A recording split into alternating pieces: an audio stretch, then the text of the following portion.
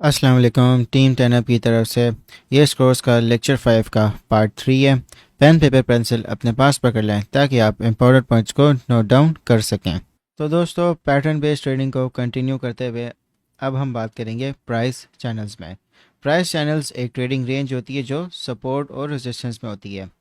Price channels में जो price movement होती है वो कंटेंड होती है दो पैरेलल ट्रेंड लाइंस में। इसको हम मज़ीद बेहतर समझ सकते हैं चार्ट्स पे। दोस्तों, ट्रेडिंग व्यू में आप जाएंगे और सेकंड ऑप्शन पे जब आप क्लिक करेंगे तो आपके पास ट्रेंड लाइन, एरो, रे, इस टाइप के आपके पास ऑप्शंस आ रहे होंगे। तो इसमें आप पैरेलल चैनल को क्लिक करेंगे। दोस्तों, जैसा कि आपको पता है कि ट्रेंड्स तीन टाइप के होते हैं: अप ट्रेंड, साइडवेज और डाउन ट्रेंड। इसी तरह चैनल्स भी तीन टाइप के होते हैं। ये आपका डाउन ट्रेंड चैनल बन गया, ये आपका साइडवेज चैनल बन गया और ये आपका अप ट्रेंड चैनल बन गया। चैनल्स में आप देख रहे होंगे कि आपके पास ये दो ट्रेंड लाइंस होती हैं। जो ऊपर वाली ट्रेंड लाइन है वो आपकी रेजिस्टेंस ट्रेंड लाइन होगी और जो नीचे वाली ट्रेंड लाइन है वो आपकी सपोर्ट ट्रेंड लाइन होगी। तो दोस्तों, अगर आपने नाम से इनको आइडेंटिफाई करना है तो जिस चैनल में प्राइस डाउन ट्रेंड में होता है वो आपका डिसेंडिंग चैनल हो गया, और जिस चैनल में प्राइस आपका साइडवेज मूव कर रहा होता है वो आपका हॉरिजॉन्टल चैनल हो गया, और जिस चैनल में आपका प्राइस अप ट्रेंड में होता है वो आपका असेंडिंग चैनल हो गया। तो दोस्तों, जब आप ये टूल यूज़ करोगे तो क्या आपके पास ऑटोमेटिक ये ट्रेंड लाइंस दोनों बन जाएगी। अब जो आपकी ट्रेंड लाइंस हैं उनको आपने कैंडलस्टिक के हाइज और लोज के साथ कनेक्ट करना है। ऊपर वाली जो भी आपकी ट्रेंड लाइन होगी वो हाइज के साथ कनेक्ट होगी और नीचे वाली ट्रेंड लाइन लोज के साथ कनेक्ट हो जाएगी। एक चीज़ आपने नोट करनी कि अगर आपकी ट्रेंड लाइन में प्राइस एक्शन के दो टचेस हो रहे हैं तो आपकी जो ट्रेंड लाइन है वो वैलिड है। अगर थर्ड टच भी हो जाता है तो आपकी ट्रेंड लाइन काफ़ी स्ट्रांग हो जाएगी। दोस्तों, अब बात करते हैं कि हम कैसे कंफर्म करेंगे कि आज जो आपने चैनल बनाया है क्या वो वैलिड है। सबसे पहले आप ये कंफर्म करें कि जो दोनों ट्रेंड लाइंस हैं क्या वो एक दूसरे की पैरेलल हैं। वो आप इस टूल के थ्रू कर सकते हो या आप मैनुअली भी ट्रेंड लाइंस बना सकते हो। और दूसरी चीज़ ये है कि इन दोनों के लाइंस के बीच में फासला होना चाहिए।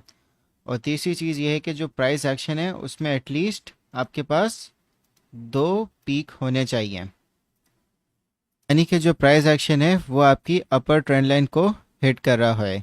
जैसे कि ये इसकी एक पहली पीक हो गई, ये इसकी दूसरी पीक हो गई। इस तरह दो पीक्स की आपके पास कंफर्मेशन होनी चाहिए। और जो लास्ट चीज़ ये है कि जो टचेस हैं इनके बीच में एक अच्छी स्पेस होनी चाहिए।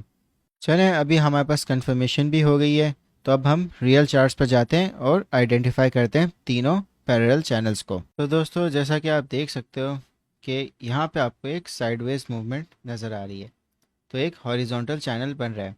आपको इतनी प्रैक्टिस करनी है कि जैसे ही आप प्राइस एक्शन को देखो तो आप समझ जाओगे कौन सा पैटर्न बन रहा है। तो ये प्रैक्टिस के साथ आपके साथ बेहतर हो जाएगा। आपने पैरेलल चैनल टूल पे क्लिक किया या आप इसको खुद भी सपोर्ट रेजिस्टेंस लाइंस के थ्रू बना सकते हो। तो आप देख रहे हो कि यहाँ पे एक टच, दूसरा टच और यहाँ पे तीसरा टच और यहाँ पे एक फोर्थ टच। तो आप यहाँ से एक रेजिस्टेंस लाइन आपकी ये बन गई चैनल की, और फिर जो आपको जहाँ पॉइंट सपोर्ट पे मिल रहे हैं वहाँ पे आपने सपोर्ट लाइन भी बन गई। तो ये आपका हॉरिजॉन्टल चैनल बन गया। इस केस में दोस्तों, अगर आप देखें तो एक डिसेंडिंग चैनल बन रहा है क्योंकि एक डाउन ट्रेंड चल रहा है। तो आपने ट्रेंड लाइंस बनाई, ये आपका फर्स्ट टच, सेकंड टच, ये आपका थर्ड टच, और जितना बेहतर आपके ट्रेंड लाइन बन सकती है उस हिसाब से आप बना दें। तो यहाँ पे आपका फर्स्ट टच हो गया, यहाँ पे आपका सेकंड टच हो गया और इसी तरह यहाँ पे आपका थर्ड टच भी हो गया।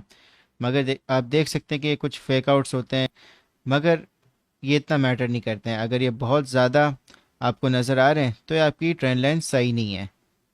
तो एक दो बार भी अगर आपको नज़र आ जाए तो मसला नहीं है, एज लॉन्ग एज कि ये आपके चैनल में ये प्राइस एक्शन कंटेंट है। और दोस्तों, जैसा कि आप देख सकते हो कि एक अप ट्रेंड चल रहा है, तो यहाँ पे एक असेंडिंग चैनल बन रहा है। ये आपकी अप ट्रेंड की लाइन हो गई और यहाँ पे आपकी सपोर्ट लाइन भी बन गई। तो आप देख सकते हो कि यहाँ पे फर्स्ट टच है, फिर सेकंड टच है, फिर थर्ड और यहाँ फोर्थ। उसी तरह सपोर्ट पे आपका first touch, second touch, third touch और फोर्थ टच। ये आपका असेंडिंग चैनल बन गया। दोस्तों चैनल्स में आपने ट्रेडिंग इस तरह करनी है कि सबसे पहले आप देखेंगे कि आप किस चैनल पे हैं। हॉरिजॉन्टल चैनल में जो प्राइस मूवमेंट होती है वो साइडवेज होती है।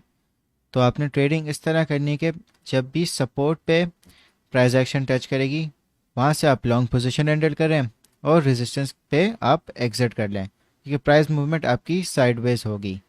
फिर आप रेजिस्टेंस से शॉर्ट कर सकते हैं सपोर्ट तक और वहाँ पे अपना प्रॉफिट सिक्योर कर सकते हो।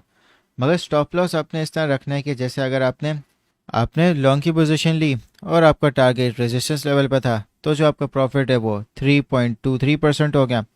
और जो आपने स्टॉप लॉस रखना है वो आपने इतना रखना है कि अगर आपका स्टॉप लॉस हिट भी हो जाए इन केस ऑफ फेकआउट, तो आपका लॉस मिनिमम हो।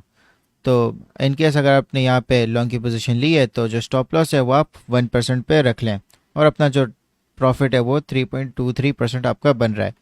तो जो आपका रिस्क है वो कम है, रिवॉर्ड ज़्यादा है। तो इस तरह आप एक रिस्पॉन्सिबल स्टॉप लॉस रखें। और दोस्तों इन केस अगर आपको ब्रेकआउट का चांस मिलता है और अच्छी वॉल्यूम है, प्राइस एक्शन भी उसका ब्रेकआउट की तरफ लीड कर रहा है, तो जो चैनल की हाइट होगी वो आपका टेक प्रॉफिट होगा। इस केस में जैसा कि आप देख सकते हो कि यहाँ पे इसका टेक प्रॉफिट बन रहा है और आपने यहाँ पे लॉन्ग की पोजीशन ली, तो आप यहाँ पे अपना प्रॉफिट सिक्योर कर सकते हो। तो दोस्तों ये सारी बातें थी चैनल्स के बारे में। तो टास्क आप सबका ये है कि आप अपने हिसाब से कोई भी टिकर सिलेक्ट करें और उसमें आप तीनों चैनल्स बनाएं, असेंडिंग, डिसेंडिंग और हॉरिजॉन्टल।